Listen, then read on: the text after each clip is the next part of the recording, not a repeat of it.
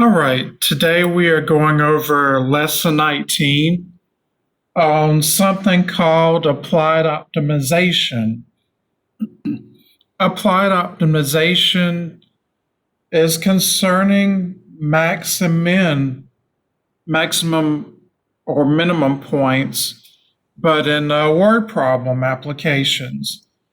So let me read this straight from the notes I have.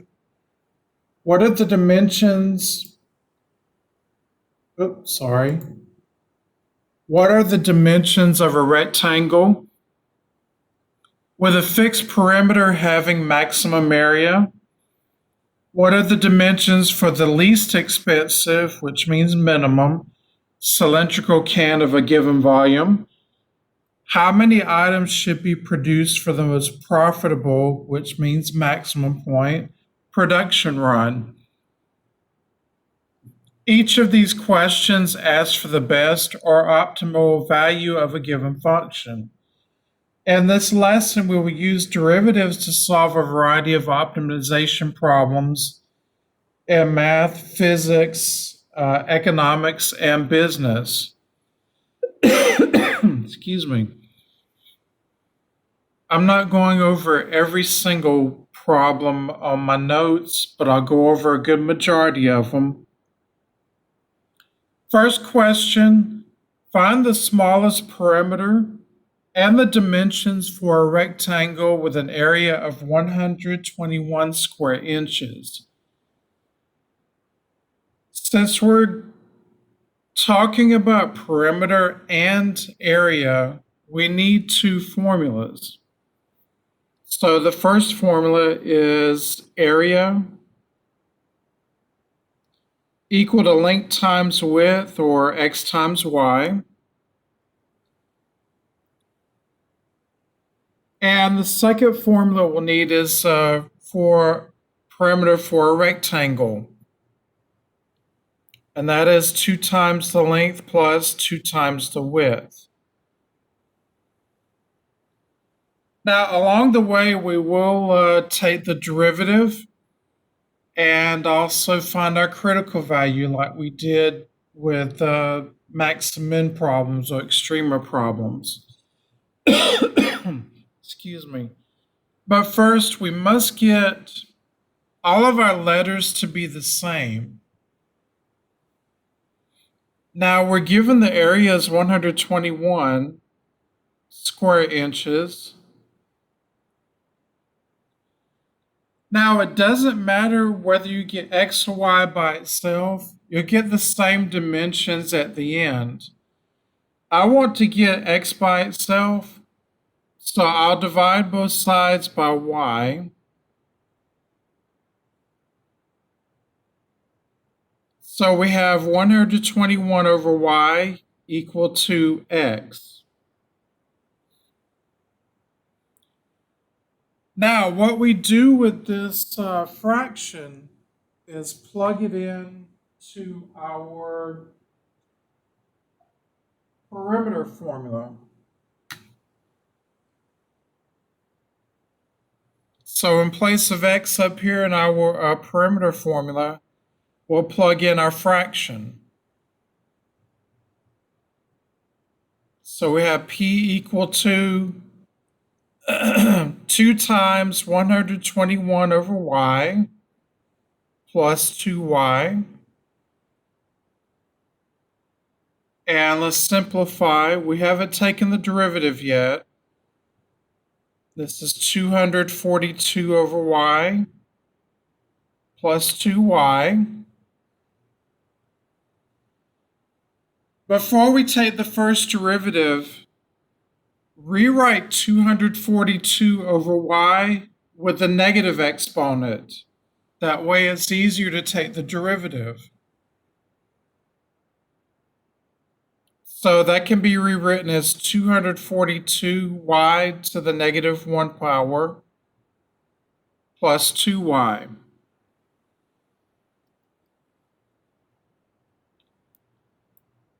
Now we need to take the derivative. So the derivative of p is just p prime.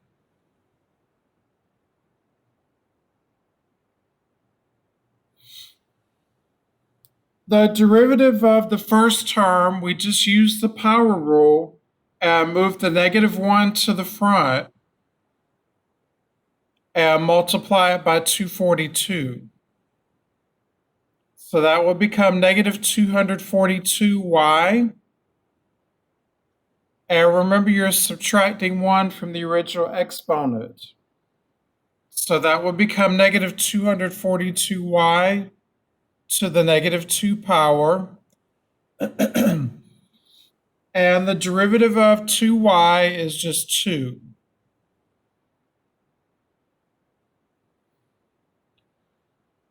Now, in order to find our dimensions, our length and width, that will give us the maximum perimeter. Was it maximum or minimum? I can't remember.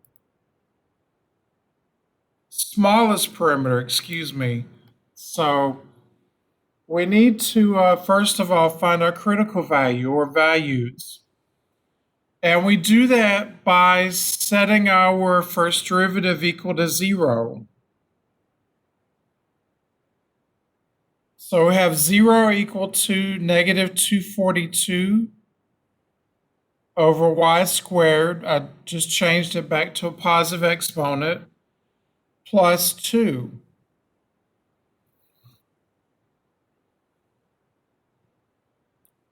Let's subtract 2 from both sides.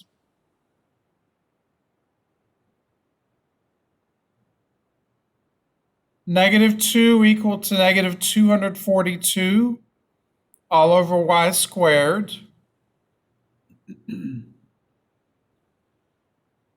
Now, to get rid of the fraction on the right-hand side, just multiply both sides by y squared.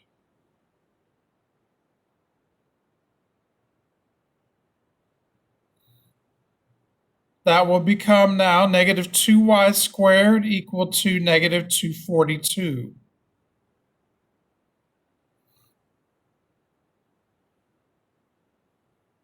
Divide both sides by -2 to get y squared by itself. Y squared equal to 121. Now, to solve for y, we do the opposite of squaring, and that is taking the square root. So we'll take the square root of both sides.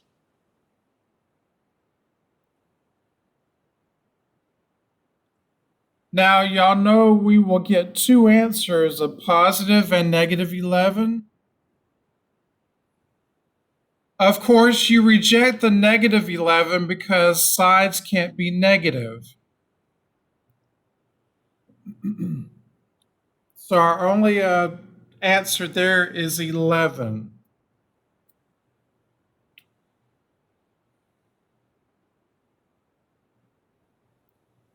Now we need to go back and find the other dimension. So use this fraction here to find x. We have 121 over y equal to x. Replace y with 11.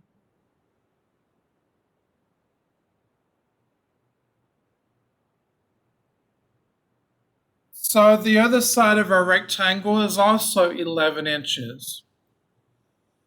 Excuse me. Take our dimensions and plug them into our perimeter formula to find the smallest perimeter. So we have 2 times x plus 2 times y. And just replace x and y with 11.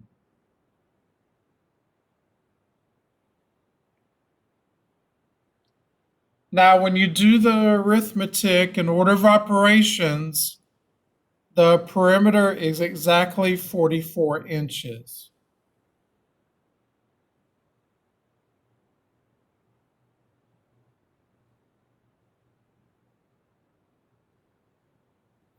The next example I want to go over with y'all also involves area and perimeter of a rectangle.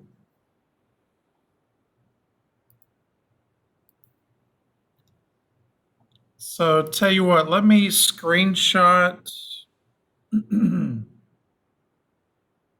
our next problem.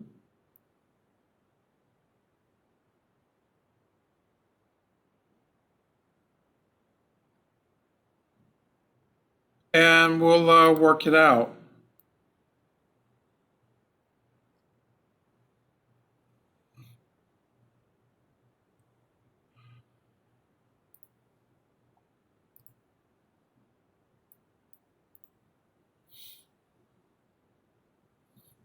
Okay, a rectangular plot of farmland will be bounded on one side by a river and on the other three sides by a single strand electric fence. With 2,800 meters of wire at your disposal, what is the largest area you can enclose and what are its dimensions? We are dealing with area and perimeter, so we need those two formulas again.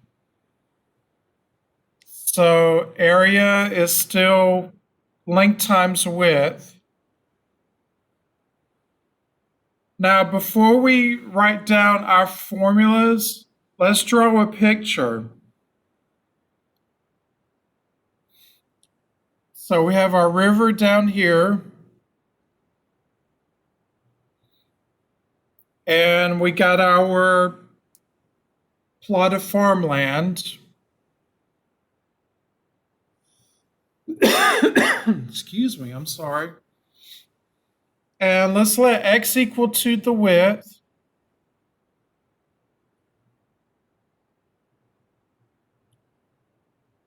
And y equal to the length.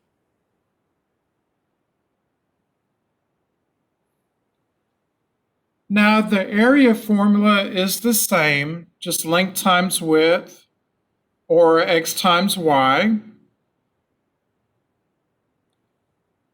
But we're not using our usual perimeter formula because one of the sides is already taken care of or bounded by the river. So we do not include that side. So our perimeter is all three sides added together. The x plus x, or 2x, plus y.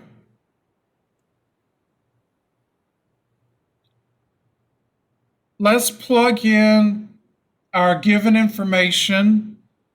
The perimeter is 2,800 meters.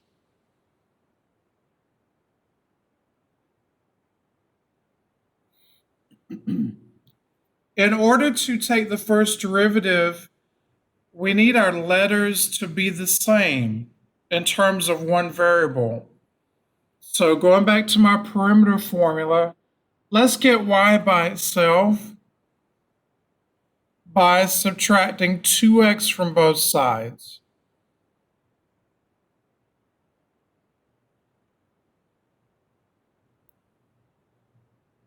So y is known as 2,800 minus 2x. What we do with that expression is plug it into the y in our area formula. So that gives us area equal to x times 2,800 minus 2x. Before we take the first derivative, let's distribute that x. 2,800x minus 2x squared.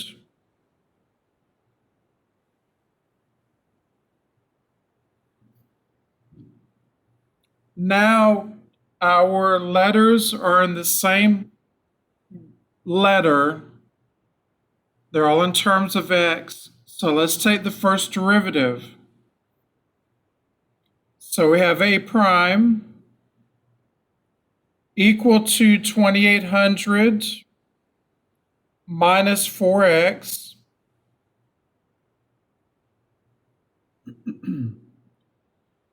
Anytime you have to find a max or min point, you must set your derivative equal to 0, your first derivative, to find your critical point. So let's set our first derivative equal to 0.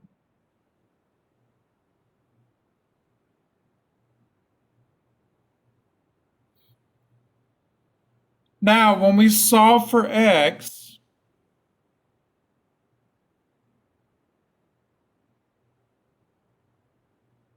we get 700 meters.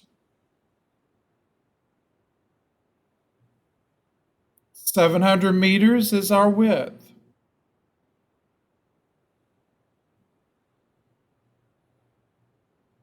We need to find the length also. It's a good idea to use what we plugged in initially. So replace your x with 700.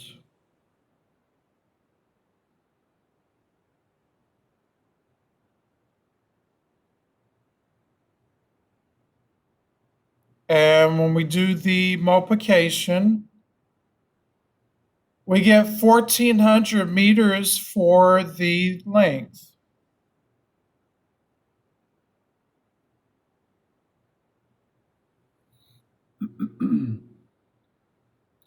The last thing to find is, what is the largest area you can enclose? To find that, just multiply your length and width over here. So 700 times 1,400 gives us 980,000 square meters. And that is the largest area you can enclose with your electric fence with the dimensions we found.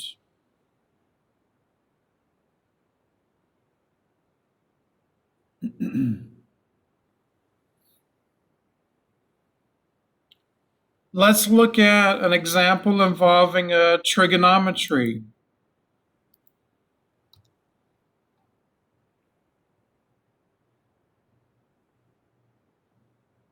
Let me screenshot the next question. Hang on just a second.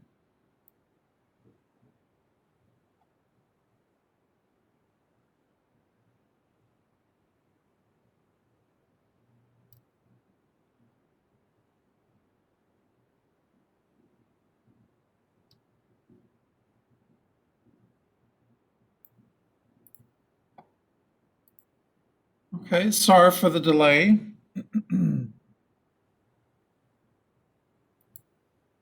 Let's see. Let me see if I can enlarge it just a bit.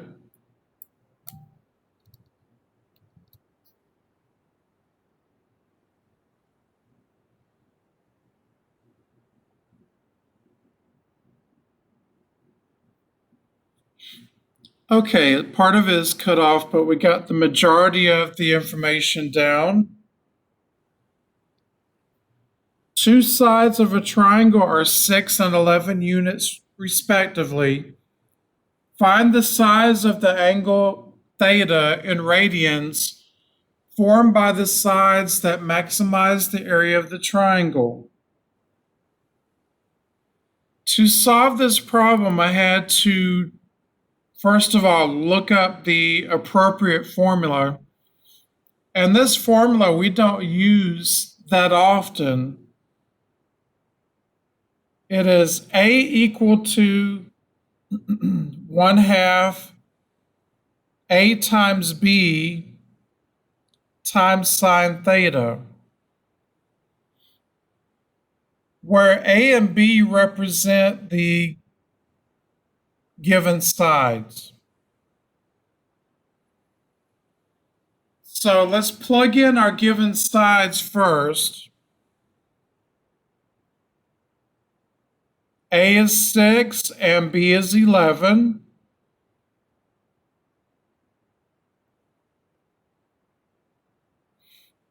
Two can go into 6 three times. And 3 times 11 is 33 sine theta.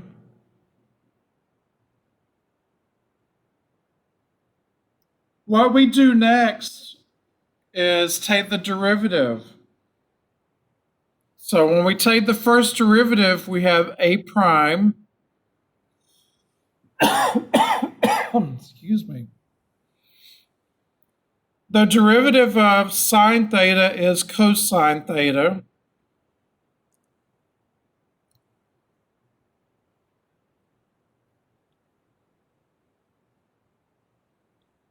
Now we still need to find our critical value. So we'll set our first derivative equal to 0 and solve for theta. Let's divide both sides by 33.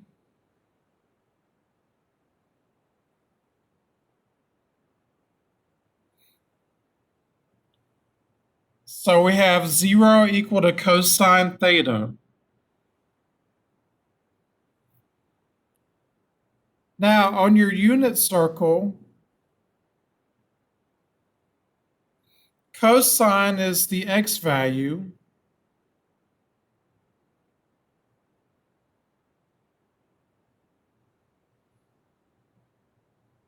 And sine is your y value.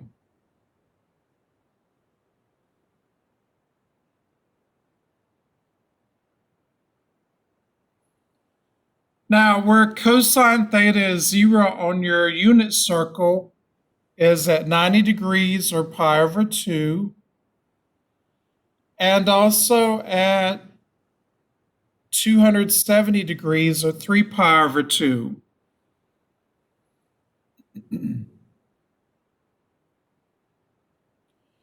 We actually have to draw our sine chart like we did when we were finding absolute extrema in an earlier lesson. Our critical values are pi over 2 and 3 pi over 2.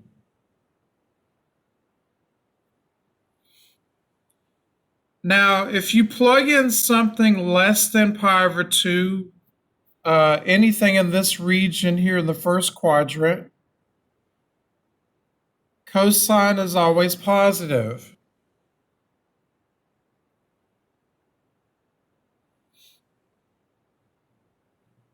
Now, anything between pi over 2 and 3 pi over 2, which is this region, cosine or your x value is negative. And finally, if you look at the region greater than 3 pi over 2, this region here in quadrant 4, our cosine or x coordinates are positive. Recall back in an earlier lesson when we determined our sine chart. If you go from positive to negative, that indicates a maximum point. Excuse me. And if you go from negative to positive, that means there's a minimum point. The only critical value that we're concerned with is the one that will maximize the area of the triangle, and that is pi over 2. So our final answer is pi over 2 radians.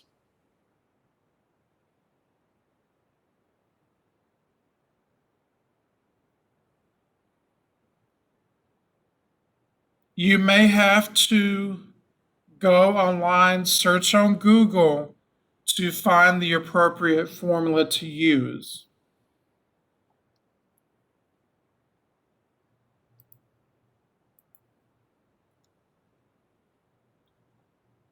Let's look at a physics problem next.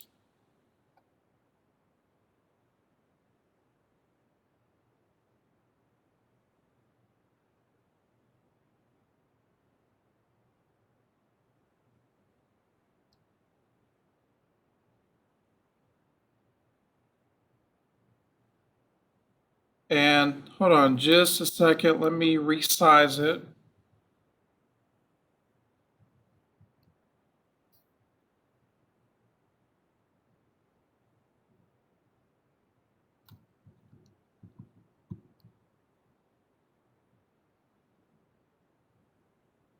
Let me make it just a tad bigger.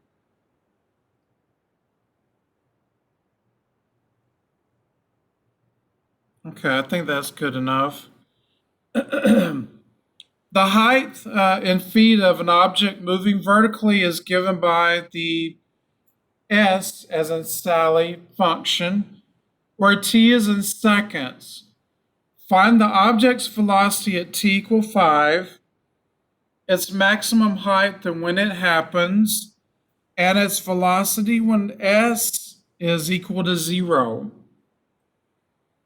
So we have our position function, s of t,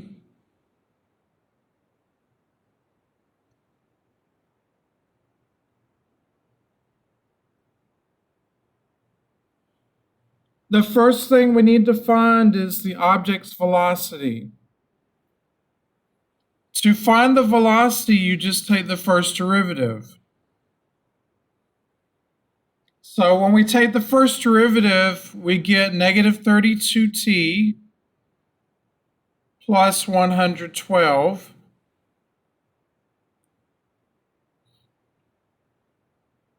First question, find the object's velocity at t equal 5.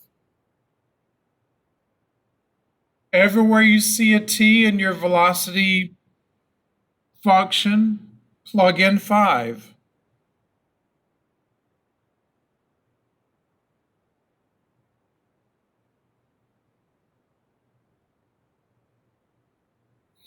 So that gives us negative 160 plus 112.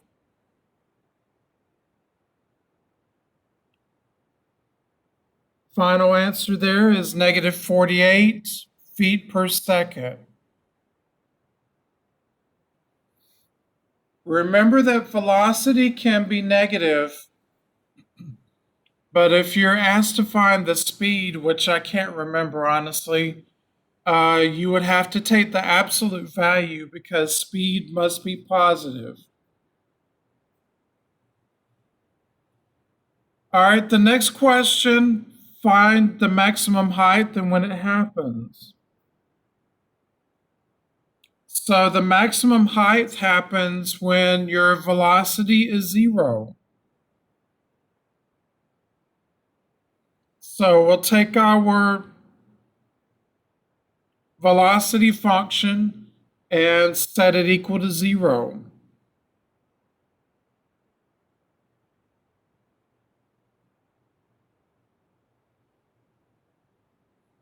So when we solve for t,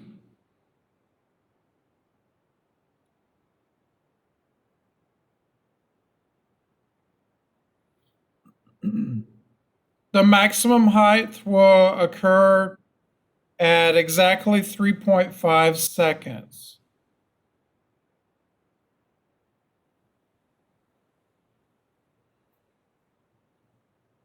Well, we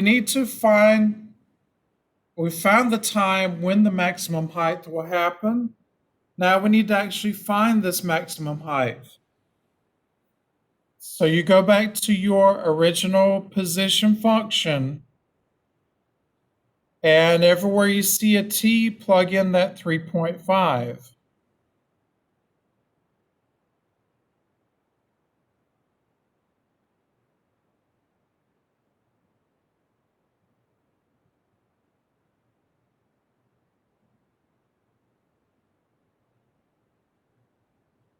Now, I'm not going to show you the actual calculations, but when you do all the calculations in order of operations, you should get exactly 280 feet for the maximum height.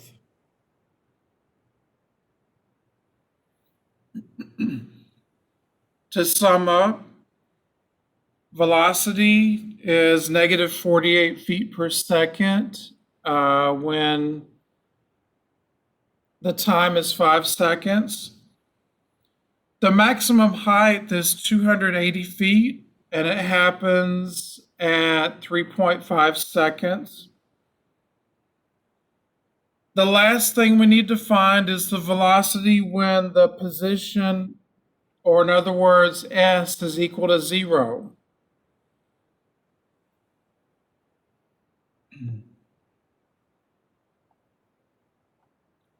So let's go back and use our position function.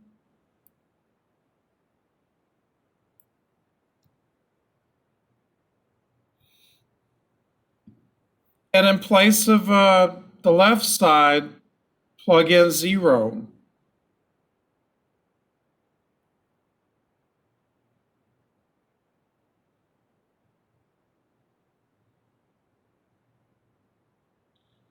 Now, this particular trinomial cannot be factored. You can use the quadratic formula, or you can go to a quadratic equation or quadratic formula website.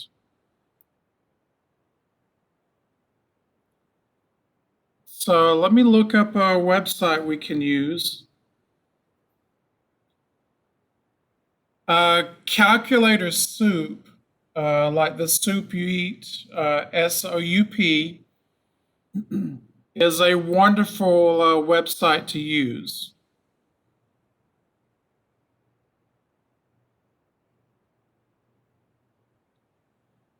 And they have a handy, Calculator Soup has a handy quadratic formula calculator where you can easily get your answers. So our quadratic equation was already in standard form. A is negative 16. B is 112. And C is positive 84.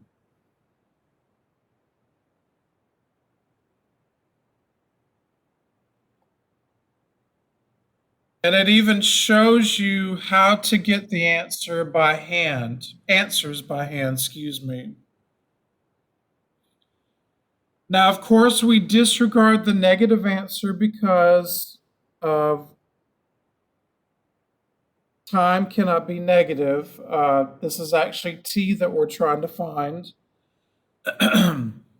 So the only answer we accept is 7.68, roughly to the hundredths place. So I don't mind you guys using resources like this one. It really saves you a lot of extra work. Now let's go back.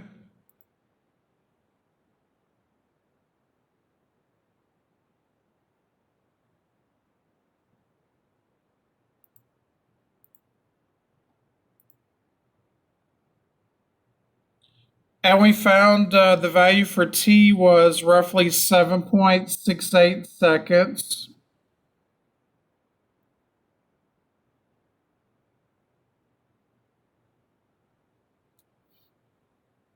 Now that basically is either at rest or when the object comes back down and hits the ground. Well, we need to find the velocity as it's coming down.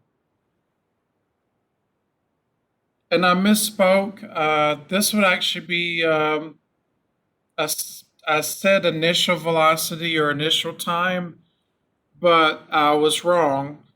the initial time would actually be 0 because the object hasn't gone anywhere. So this is the object. It's reached its maximum height and it's coming back down. So to find the velocity when it's coming back down, you take your velocity function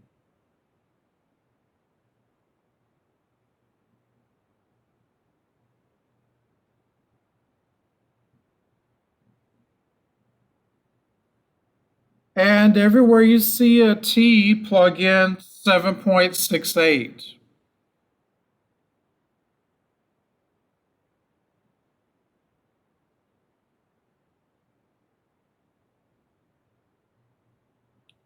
So when we do the calculations, the velocity when s is 0 is negative 133.76 feet per second.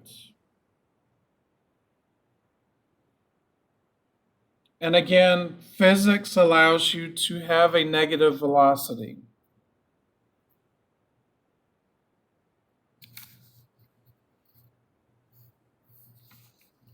So far, we've looked at applied optimization problems that involve geometry, trigonometry, and this last one was physics. Let's look at a business problem next.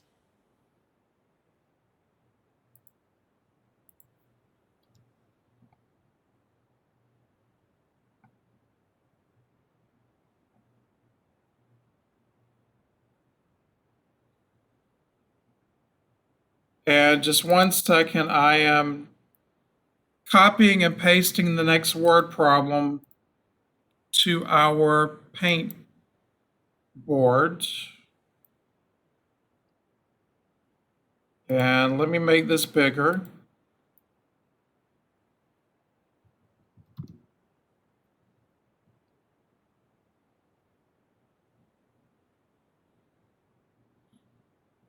All right, it costs $8 to manufacture and distribute a backpack.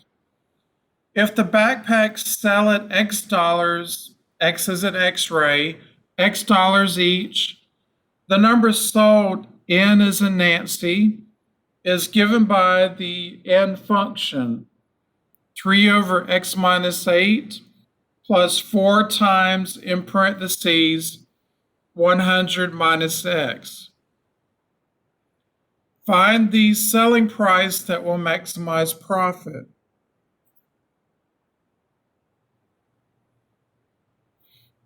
Profit function is the first thing that we need to come up with.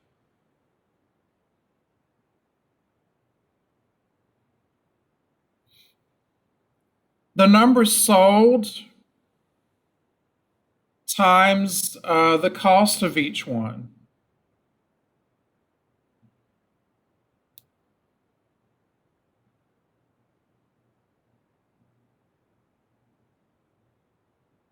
Okay, so the number sold can be represented by N times X amount of dollars.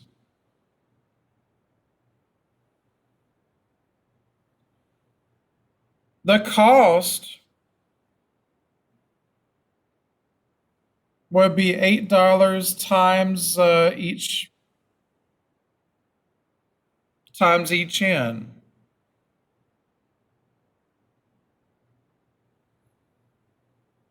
Now, cost means that you're spending money to make a product. So cost is negative in our profit function.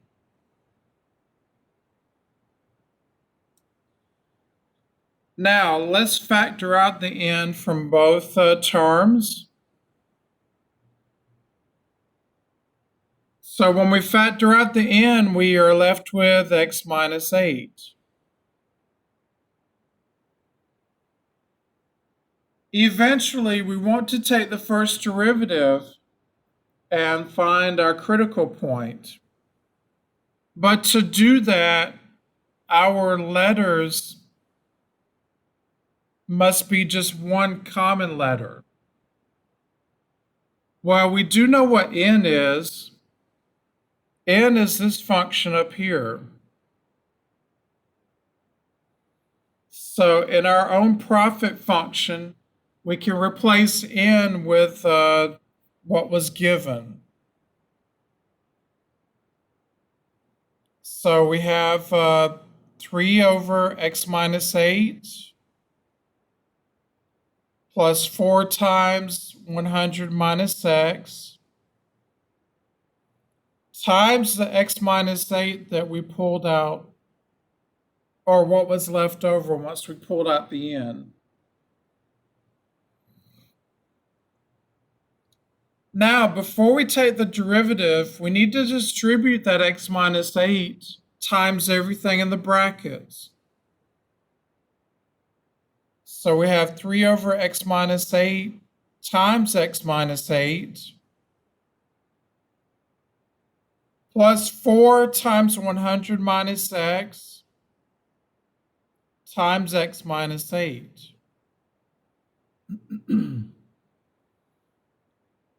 For the first part, the x minus 8's cancel out.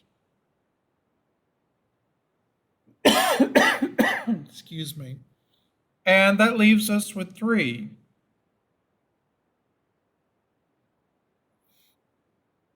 Now, I'm not going to show it to you here, but you know you have to FOIL out and also multiply by 4.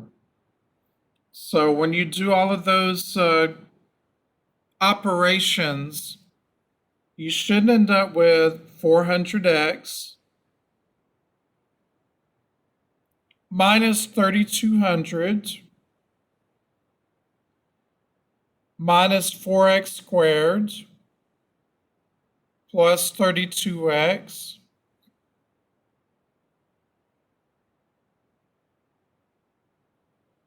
before we still can't take the first derivative because we need to combine like terms. The negative 4x squared doesn't have anything to combine with it, so I'm moving it to the front. When we combine our x's, that gives us a positive 432x. And when we combine our integers, we end up with negative 3,197. So that is our profit function simplified and in terms of the same letter.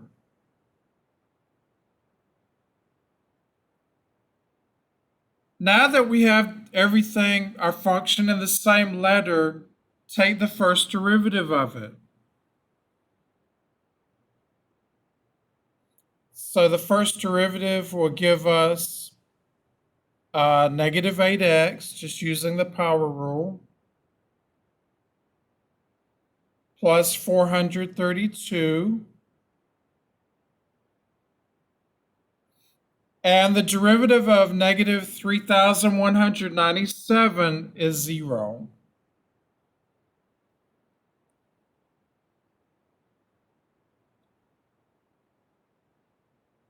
Now to find our selling price that will maximize the profit, we need to find our critical point by setting the first derivative equal to 0.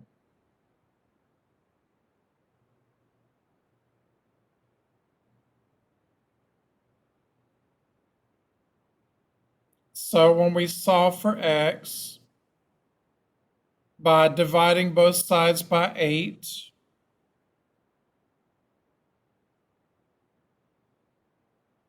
we get exactly $54.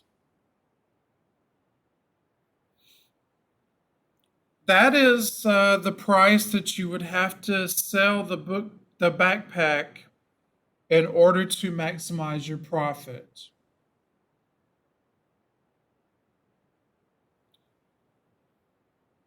Just to summarize this particular lesson, this was on applied optimization, in which you're using the same steps as you did when you were finding absolute extrema, in which you use the appropriate formula or formulas, get your formula or function in terms of just one single letter.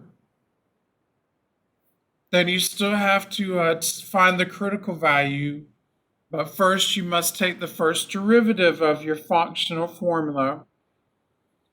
And then once you've done that, find the critical value by setting your first derivative equal to 0.